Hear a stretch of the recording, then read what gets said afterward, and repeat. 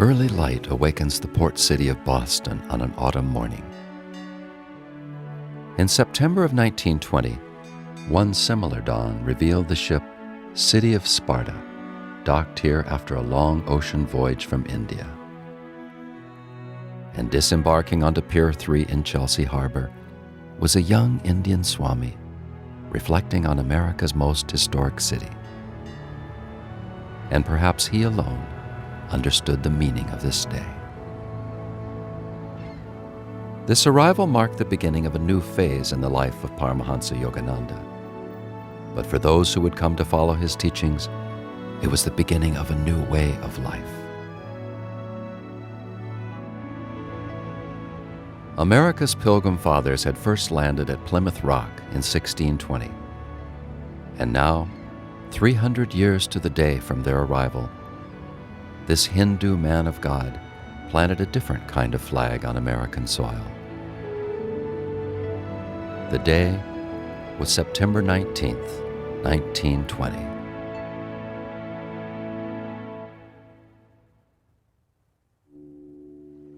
Swami Yogananda came to America representing the timeless spiritual heritage of his ancient homeland. He had been invited here from India to lecture before a group of Unitarian clergymen. He traveled via the novel Boston subway under a strange metropolis. Unfamiliar with Western customs, and away from the simple living in his guru's ashrams, the cautious visitor was entertained by many new sights.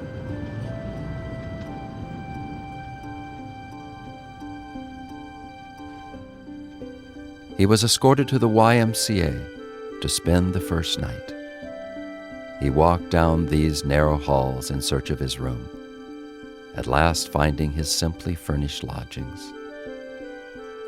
Standing on the same spot, one feels a reverence for the humble dwelling that sheltered the great Guru. And we share, too, his first vista of the new old world of America. As the sun began to sink in the west, Paramahansaji felt a certain sadness as he thought of his Guru and family so far away. But in his mind were also, as he was later to write in one of his poems, sleeping memories of friends once more to be.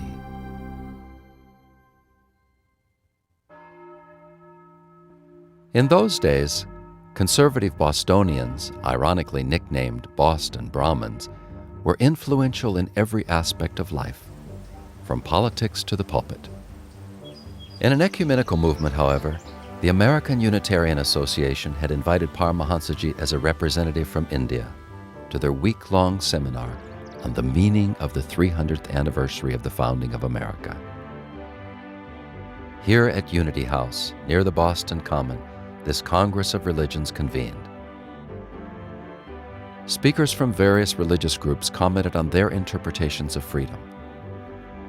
But Paramahansaji's talk, The Science of Religion, focused on a deeper freedom. Practical-minded New Englanders listened with rapt attention as the Guru dwelt on the universality of all true religions. He said, although customs and modes of worship may vary, the real meaning of religion is based upon the same truths. And he stated that God could be known, actually contacted, through step-by-step scientific methods. Here was exactly what the New England Transcendentalists had sought in their solitude, a freedom beyond social and political liberty. The fascinating information given by Paramahansaji was published for wider distribution. But even with the initial enthusiasm, teaching yoga in 1920 was not an easy task. Primarily intellectually oriented, many Bostonians were interested in the metaphysical aspects of yoga, but the inner personal idea of loving God seemed somehow remote. Yet one by one, spiritual seekers found their way to subsequent lectures by the ochre-robed Swami, and slowly interest in his teachings grew.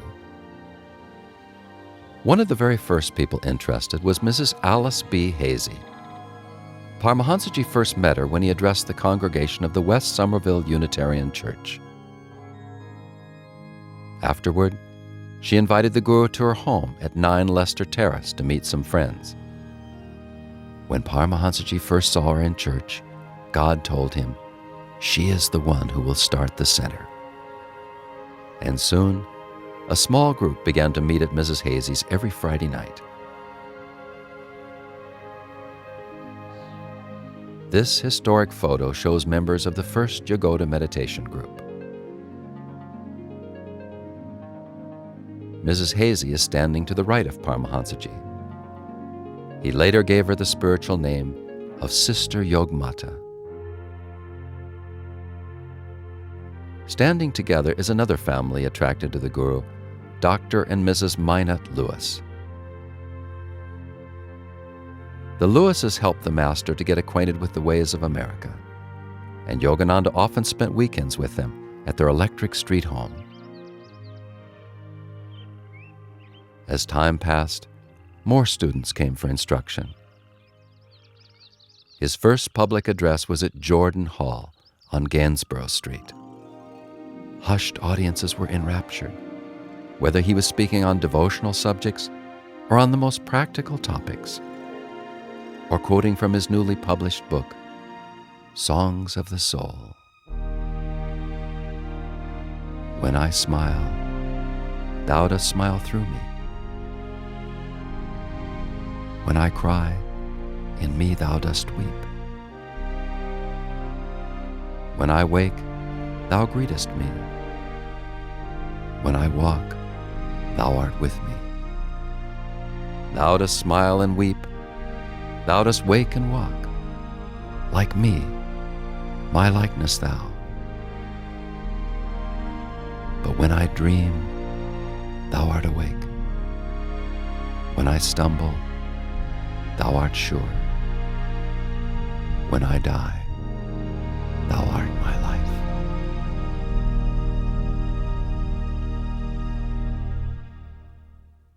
In Emmanuel Church, the Guru stressed again the scientific basis of religion. At Steinert Hall, he faced more large groups.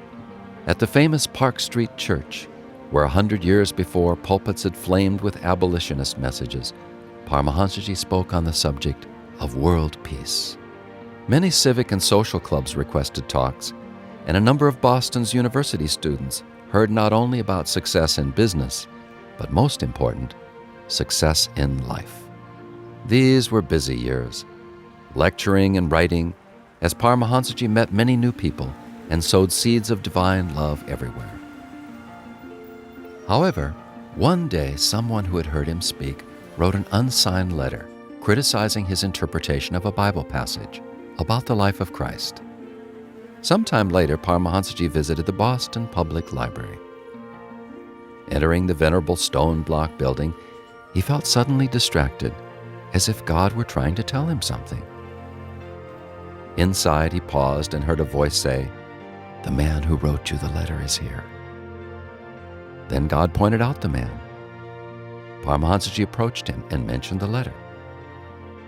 The startled man said, "How do you know who I am?" Paramahansaji lovingly smiled at him and replied, "By the same power that I know about Jesus Christ." The city of Boston showed her rustic New England charm as Swami Yogananda came to know his first home in America. Sharing for the first time in her holidays, he came to appreciate America's traditions, as well as her industry, organization, and positive spirit. He often bought fruit and vegetables here in the Haymarket Square district and walked along the sidewalks of the famous Beacon Street, which Oliver Wendell Holmes called the sunny street that holds the sifted few. It was here that he continued to work tirelessly to spread the message of yoga.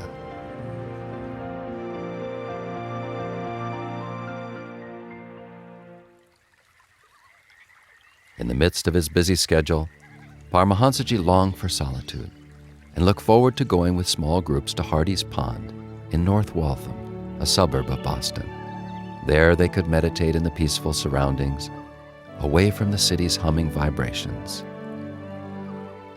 City records show that in June of 1922, North Waltham issued a building permit to Swami Yogananda, as the Guru and his local supporters began construction of a small house on the shore. Little more than a cottage then, Paramahansaji yet called it his first ashram in America. It is a humble landmark to his selfless spirit of service. Seated in front of the retreat, we see the Guru.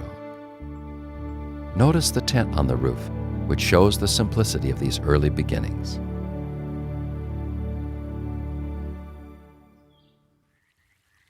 North of Boston, across the Charles River, is Cambridge. A quaint village atmosphere pervaded the city when Paramahansaji dwelt here for a few months.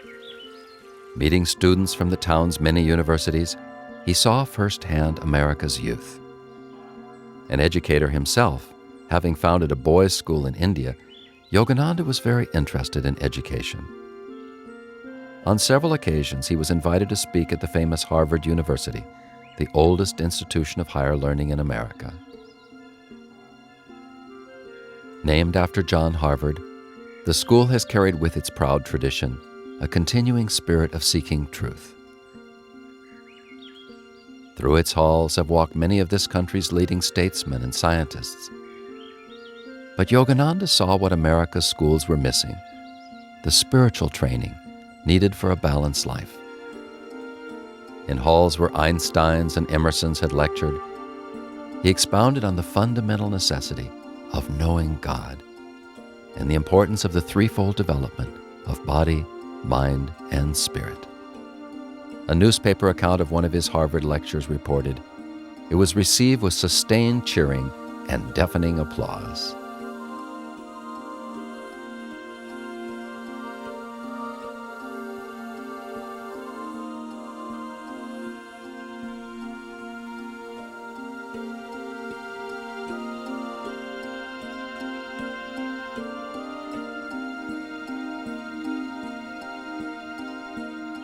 Sometimes the Lewises would invite the Guru to visit their seaside house in South Duxbury on the Massachusetts coast. In this peaceful town near Plymouth, not far from the site of the Pilgrim's first landing, Paramahansaji often strolled along the beach at low tide, or wandered down this quiet country lane, talking with Dr. Lewis about the future of the Yogoda teachings. One July weekend, the Lewises came to South Duxbury, but Yogananda remained in Boston. Dr. Lewis and his brother and father were out sailing in their small boat, when suddenly the sea and air became perfectly still. Then a thundering electrical storm broke out, and their little skiff with its 3 helpless passengers was tossed about violently in the foamy seas. At home, Mrs. Lewis worried as she saw their boat being blown further and further out to sea. It was then that Dr. Lewis thought of Paramahansaji, and he saw a bright light and felt a great peace. Later, they were finally able to reach shore, and the 3 thanked God for their safe return. When the Lewises returned to Boston, they no sooner stepped through the door when the phone rang, and they heard the cheerful voice of Paramahansaji. "Aha, doctor, you came near getting wet today, didn't you?" From time to time, the Guru went on short trips through the beautiful New England countryside. Massachusetts takes its name from the Massachusetts tribe of Indians who once inhabited this area. A scenic state, blessed with magnificent changing seasons, it is yet most famous for its colorful history. In Concord, Paramahansaji visited the home of one of America's great authors, Ralph Waldo Emerson. He also saw the many famous historical sites associated with American independence. On the green at Lexington, Paramahansaji saw the site of the first battle of the Revolution. Later, in Virginia, he took flowers to honor the grave of George Washington.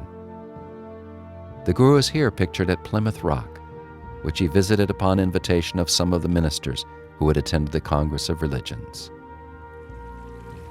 Though much has changed since the Pilgrims' arrival, the inspiration and beauty of the country remains the same. The splendor of autumn in New England is unrivaled. driving along Route 9 in the fall of 1923, giving lectures in Worcester and other cities, Paramahansaji saw the roots of America. Motoring along this same Mohawk Trail in western Massachusetts, the Guru penned the lines, "Welcomed by a fresh and smiling day, ushered by trees benign that overlay, shading our bodies from the jealous sun. With wheels of rubber pressing asphalt road and softly humming motor noise, we rode the Mohawk Trail." Its inhabitants say Vermont is a state of mind. To be there in mid-October, when the sugar maples are ablaze with color, is to witness one of nature's most glorious spectacles. Like the pages of a picture calendar, Vermont presents a nostalgic portrait of this nation a century ago. From elegant small towns like Manchester, with its marble sidewalks, to the peaceful dairy farms nestled against the green mountains, rural America cast its spell on the enchanted visitor. As the last leaves turned from summer green to gold, Paramahansaji sensed a change coming into his life too. He had met many wonderful souls since arriving in Boston. Yet as the twilight settled over the year 1923, he felt that his path was turning in a different direction. His mission was not just to preach to a few. Babaji had sent him to the West to bring the message of self-realization to all. But how to reach the many truth-hungry souls, those who long for a deeper meaning to life?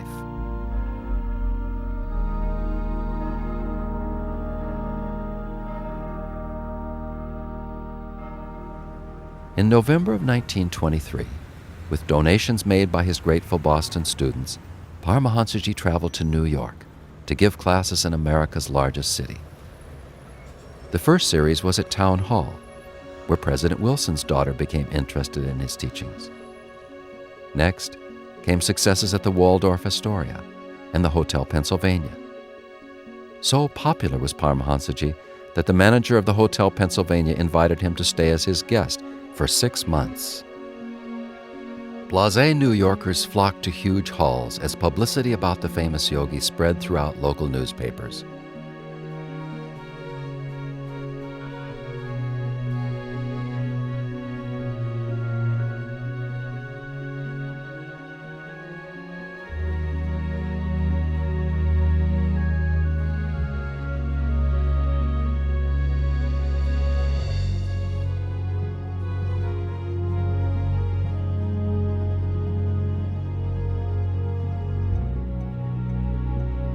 In his New York campaign, Yogananda was greatly helped by a Boston student, Mrs. Jessie Southwick, who, along with her husband, founded Boston's Emerson College. Mrs. Southwick was a deep admirer of Paramahansaji, and she organized many public meetings and introduced the master to many prominent figures of that time. Swami Yogananda's love for both God and man magnetically drew him to people from all walks of life. Here, the Guru is seen with Massachusetts Governor Alvin Fuller. The master met George Eastman, founder of the Eastman Kodak Company, and during his stay in the nation's capital, he was invited to visit with President Calvin Coolidge at the White House. The Guru also met opera star Amelita Galli-Curci and her husband Homer Samuels, seen in front of their New York home. Both became faithful disciples and often visited Paramahansaji through the years. Later, the master would dedicate his autobiography to his friend, the renowned horticulturalist Luther Burbank, whom the Guru called an American saint. The poet Edwin Markham, called the Dean of American Poets, studied with the Guru during these early days and wrote an inscription on a photo, "Yours ever to command." Wherever he went, even in a wilderness, his Guru had told him he would attract friends. And now he felt drawn westward. In July of 1924, the Guru began a transcontinental tour of the United States. He wrote in his autobiography, "Years sped by. I lectured in every part of my new land. and addressed hundreds of clubs, colleges, churches, and groups of every denomination. During the decade 1920 to 1930, my yoga classes were attended by tens of thousands of Americans. To them all, I dedicated a new book of prayers and soul thoughts, Whispers from Eternity. In Philadelphia, Washington, Pittsburgh, Cincinnati, Chicago, Denver, Portland, Seattle, San Francisco, and Los Angeles.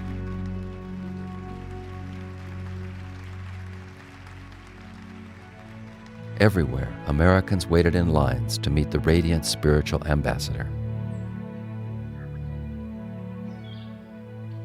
December of 1924 saw Paramahansaji's arrival in Los Angeles, and it was here he established the international headquarters of Self-Realization Fellowship.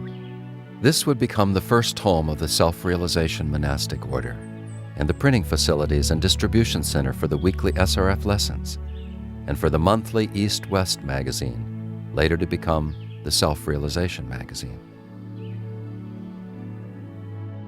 In this short silent film, the Guru shared his greetings and inspiration from his new headquarters with his students and friends.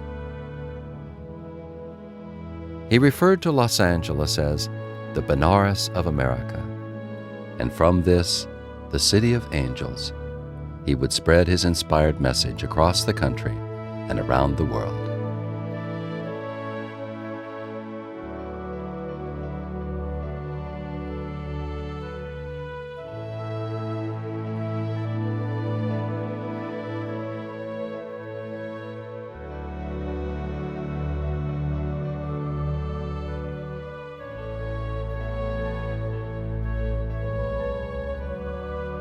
To his 1926 edition of poems, Songs of the Soul, he penned, "Mount Washington, thy crown shall newly wear a priceless starry jewel, a school of life, which for all future here shall draw lost travelers from east and west to find their goal, their own one place of rest."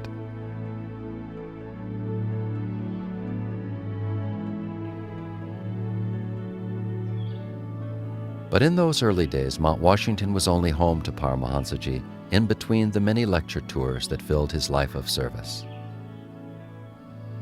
His work was now on its way to becoming firmly established.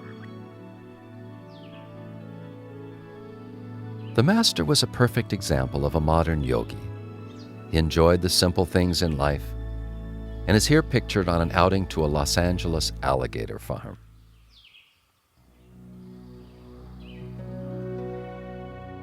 Paramahansaji returned to Boston in 1928, but unlike his first arrival, this time he was greeted at the State House by the Massachusetts governor. In 1920, his efforts to spread the message of yoga were a continuous struggle, but now he was housed in the well-known Copley Plaza Hotel as an honored guest. Boston greeted him as a native son. To the humble lover of God, personal fame and attention meant nothing. His only desire was to please God and to spread the message he was asked to bring to the West. The Guru was invited to address capacity audiences at Boston's famous Symphony Hall. The large numbers enrolling in SRF classes swelled the steadily growing tide.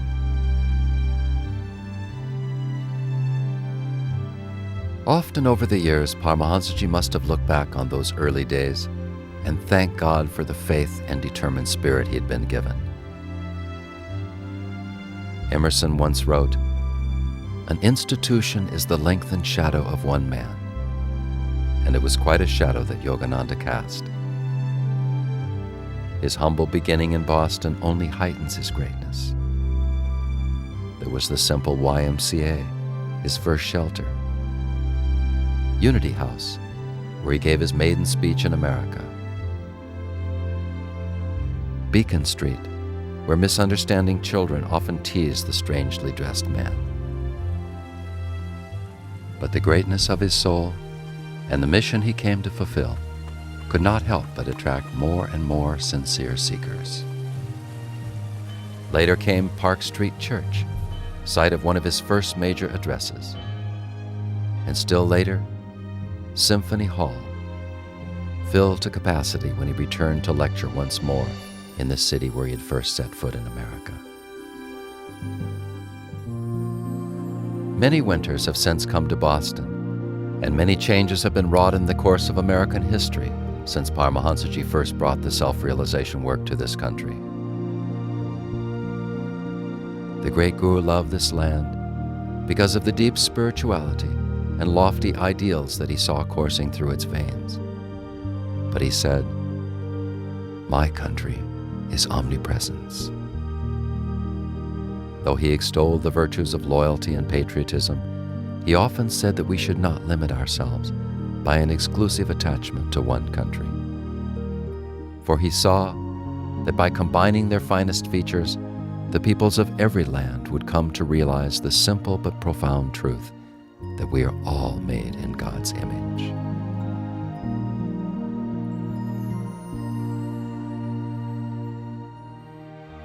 The very essence of Paramahansa Yogananda's message is that we might know that the image of God is within ourselves and others. As he once said, if you contact God within yourself, you will know that he is in everyone and that he has become the children of all races. Then you cannot be an enemy to anyone. If the whole world could love with that universal love, there would be no need for men to arm themselves against one another. By our own Christ-like example, we must bring unity among all religions, all nations, all races.